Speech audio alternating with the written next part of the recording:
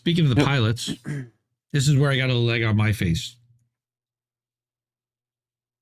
Okay.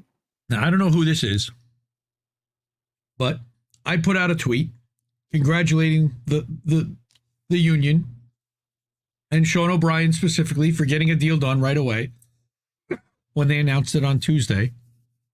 I was excited like everybody else. Hey, the workers may not have to go on strike. I understand that a strike is still disruptive to many people that can't necessarily afford to go on strike. While 93% of them did vote to go on strike, they didn't really want to. They had no other choice. What they wanted was a better deal from corporate. And if they could get a better deal, and this guy was saying that they were getting a better deal, I was happy to champion that. Yeah. But here's where it gets dicey. Just spoke, okay, so Sean says on July 10th, just spoke with the leadership of IPA, provided updates. So far, Captain Travis is with the pilots, is with the drivers. Bill says that he worked for an airline for 30 years. Don't spew that BS. Those pilots don't give a shit about your pizza delivery drivers. And it's funny to hear that kind of language, but this person, who says, well said IPA, President Travis is a paid-off UPS whore, constantly aiding and abetting UPS to throw UPS pilots under the bus who dare enforce airline safety and security. As long as IPA pilots wear golden UPS handcuffs, they couldn't give a damn about UPS-Teamsters and will never honor a strike. I was like, fuck, dude, what are you talking about? So this is, sorry, Sean and Captain Travis. This is the UPS CEO meeting with Sean and Captain Travis. With Captain Travis. Now, what this says, and I'm going to read this. Open a new tab. Yeah. Thank you. Yep. You're welcome. So, again, this is not cited in any magazine or publication. However, it makes an accusation that makes a lot of sense and has not been refuted anywhere. And talks about how UPS and IPA reigns with terror, using an epically corrupt corporate culture that's vindictive and ruthless in nature to literally destroy any employee that gets in their crosshairs for whatever reason that union deems necessary. They historically abused the airline industry substance abuse program, which is called HIMSS, to target and create the perfect compliant pilot.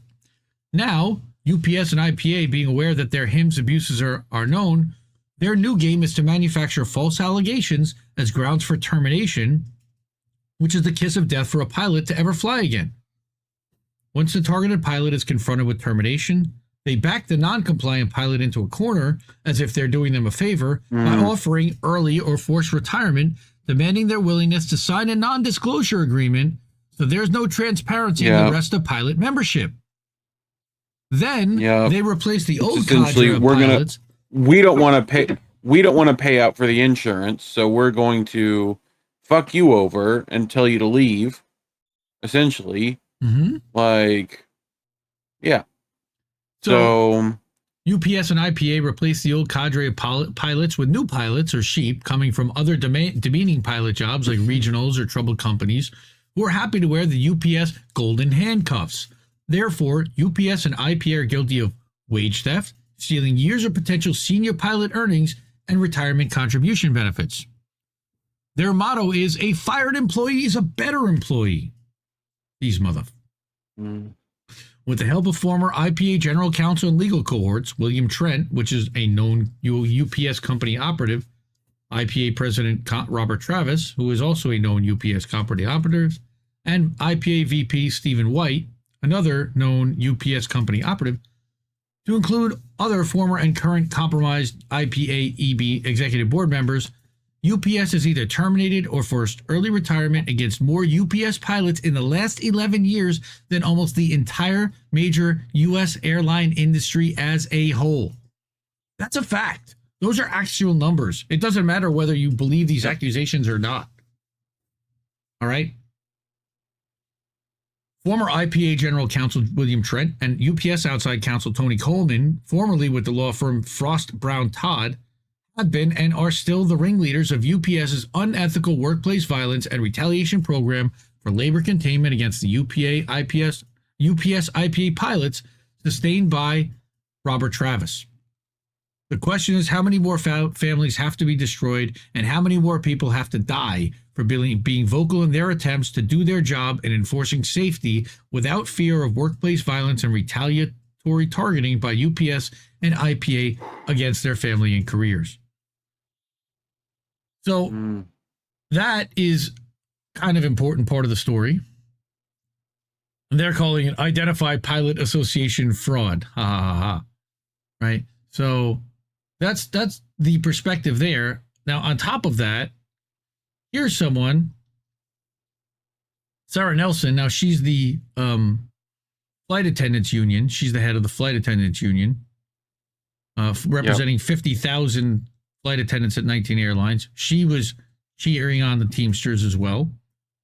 Now this same person told her to interview Captain Green for an epic, factual UPS thriller with more nefarious intrigue than a John Grisham novel, or let UPS know the intent to interview and they will reward you handsomely for your silence, asked Joe Senka. Later, they'll confirm their willful crimes. So what are they talking about?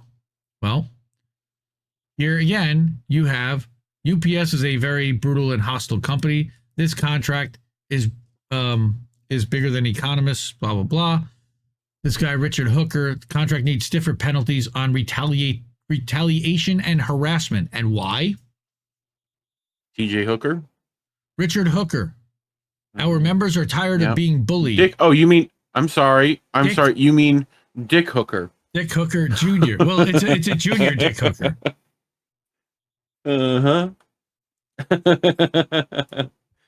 Okay. This contract is bigger than economics. They call us heroes in public, then they treat us as disposable in private. We now have 2 unfair labor practice charges right now against management in our area. That's in Philadelphia, Local 623. I think a friend of ours might know them.